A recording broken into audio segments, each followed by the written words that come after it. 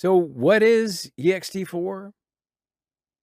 Well, before we get to the answer, a bit of background may just be required. See, ext4 is only the latest, although not particularly new, iteration of the venerable Linux Extended File System, or ext4. Now, ext4 started as a set of extensions to, sure enough, you guessed it, ext3. And what do you know? ext3 was itself an evolution of ext2, which was actually the offspring of extfs, the original, the OG Linux-specific file system. Yeah, so extfs was actually created by Remy Card and others to overcome the limitations of the Minix file system employed by Linus Torvalds, the first Linux kernel. Minix, approximately 1987, was written by Andrew S. Tenenbaum and is a Unix-like operating system. The man just wrote it for the benefit of higher education so that Unix could be taught without paying a considerable sum for the real deal.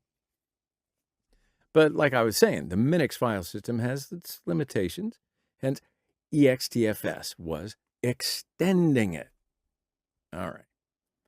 So ext4 was added to the Linux kernel in 2006, ext4 dev, the repositories in 2008. It's what's known as a journaling file system as of ext3, and it basically means that it's a list of impending and implemented changes gets maintained. So it's a bit different than your diary in that its most recent entries describe what will happen rather than what has happened. So a combination day planner journal, if you will. So this journaling, which actually is optional, makes it possible to quickly repair file system errors without using any kind of utility like e2fsck to traverse the entire data structure in search of, wackiness. So ext4 is a standard root tree file system with a boot sector, partition table, and like the Unix file system, uses inodes or index nodes to describe files and objects. It offers transparent encryption, uses checksums on the metadata, journal, and other, supports trim, and implements delayed allocation. What? Delayed allocation just means that ext4 caches data until it can determine the quickest and most efficient way to write it. Now, it's actually a boon to performance. I know you're thinking, well, doesn't that slow things down? Yeah, it introduces the possibility that data might not be written in the case of a power failure, but it does inject some performance. See, journaling mitigates the danger of data loss in this particular scenario. Yeah. Excellent. So beyond all that, ext4 uses 48-bit addressing that allows up to an exabyte EIB of data. So 12-bit extents, which describe large chunks of contiguous space, augment ext3's 32-bit direct and indirect block addressing. Maximum single file size in ext4 is 1 tebibyte. That's a TIB, capital B. And the maximum number of files is 4 billion. So these are pretty big numbers, huh? I do want you to remember the main advantages and disadvantages of ext4.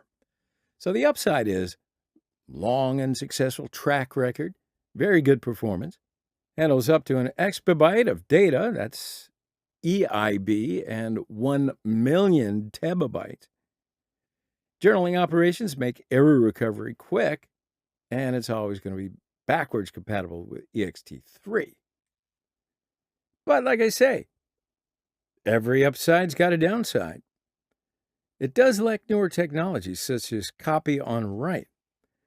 There's no integrated volume manager as with BTRFS and OpenZFS, and it doesn't support Windows natively.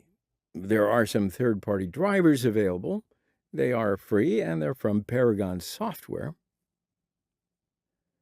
So then, when would you use it?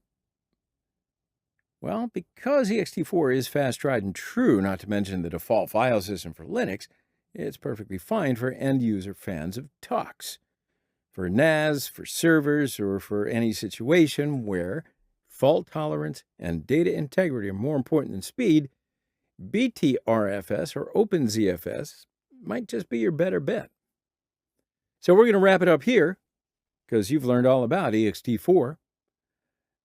Stick around, though. I want to see you in the next video.